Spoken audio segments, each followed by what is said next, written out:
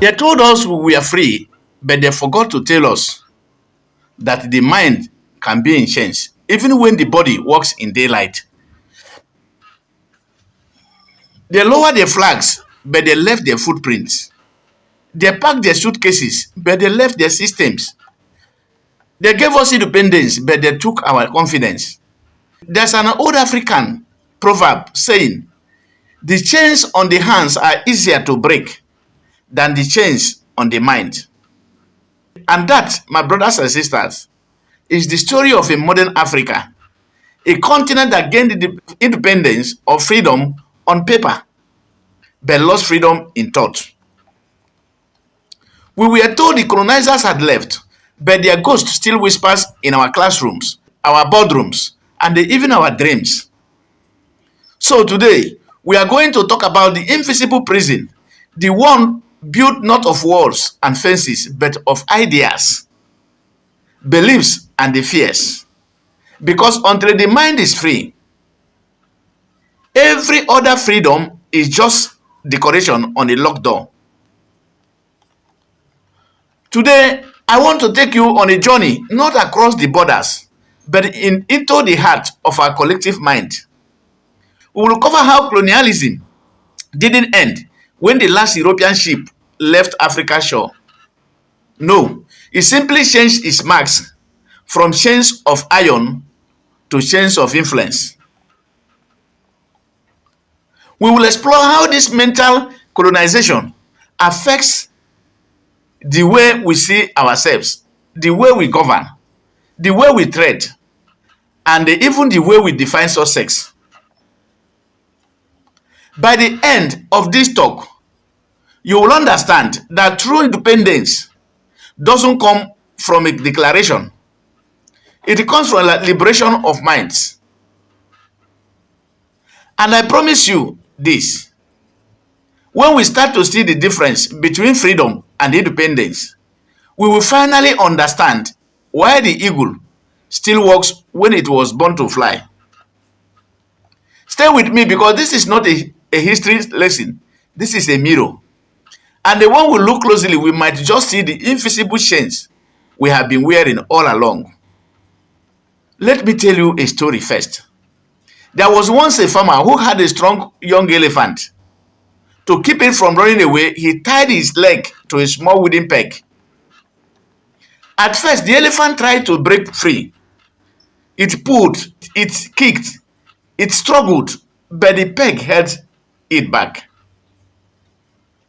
After many attempts, the elephant gave up.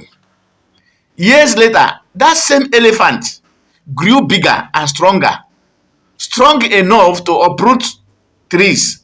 But the farmer still tied it to that same tiny peg. And guess what? The elephant never tried to escape again. Not because it couldn't, but because it believed it couldn't. That, my friends, is what colonialism did to Africa. It broke our spirit long before it broke our soil. It trained us to doubt ourselves, to think others were better, wiser, and superior to us. And even when the peg of colonial rule was removed, the chain of inferiority remained. We started to run our own countries, yet we still borrowed their systems, wore their wigs in our courts, spoke their language as a sign of intelligence, and they followed their paths, even when our own roots called to us.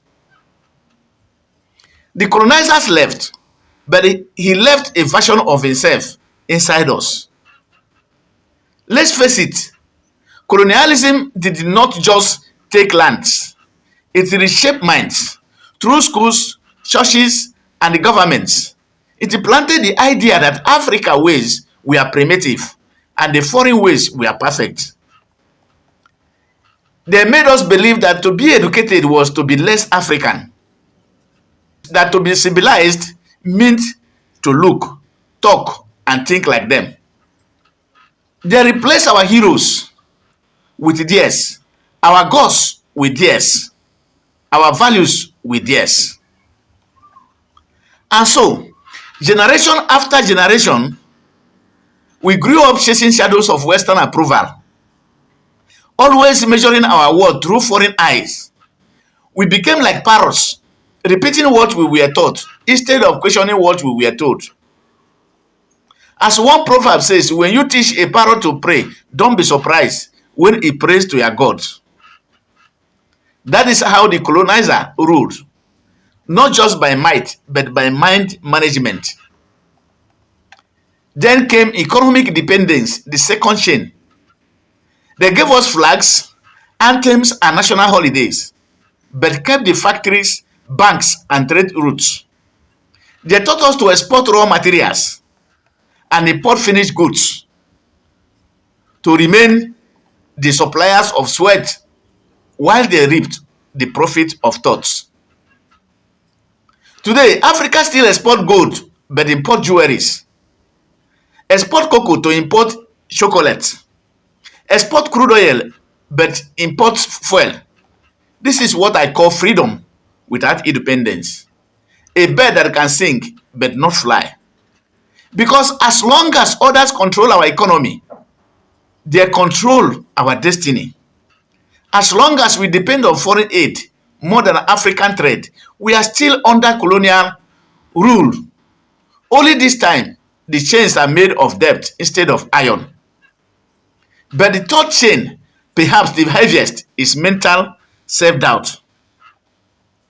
Many Africans, especially the young, have been made to believe that success must come with a foreign stamp.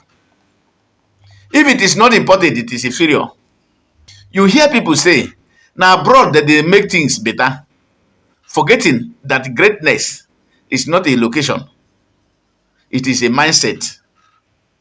We idolize their accent, their lifestyles, their fashion, while despising our own.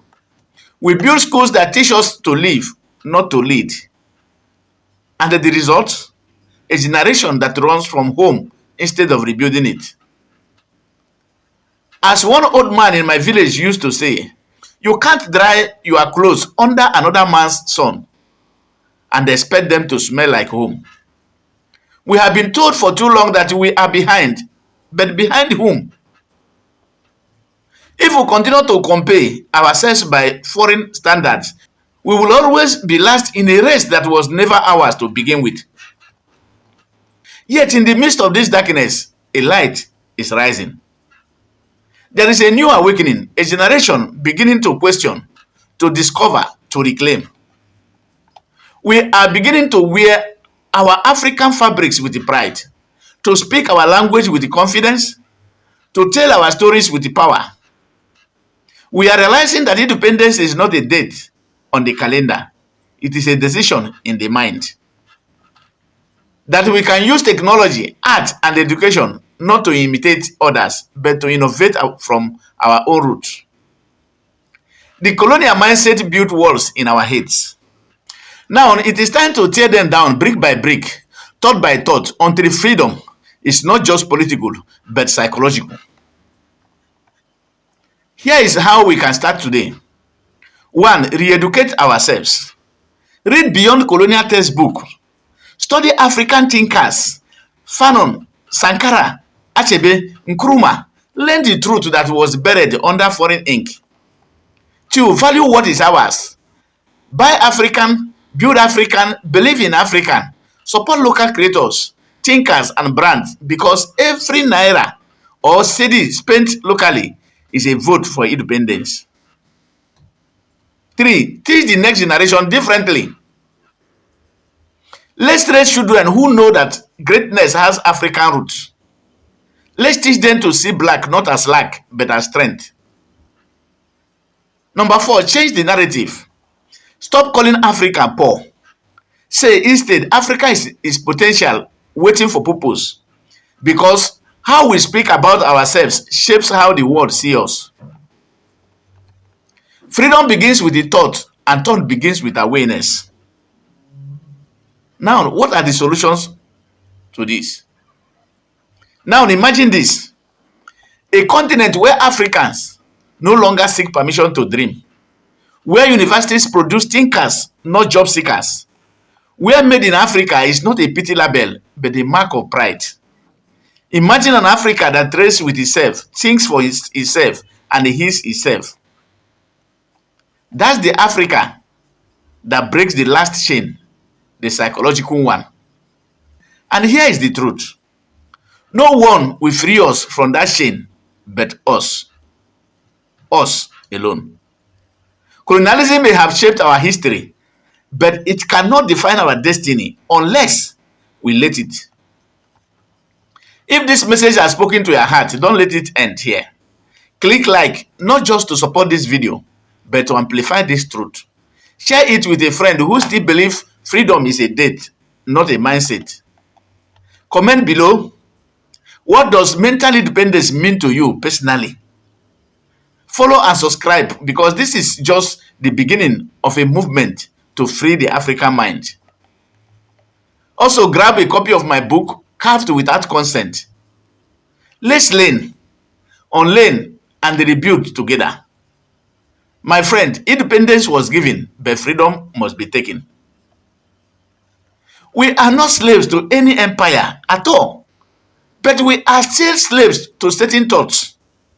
And until we conquer the mind, we will never command the world. So I challenge you today, free yourself from comparison, free yourself from inferiority, free yourself from borrowed dreams.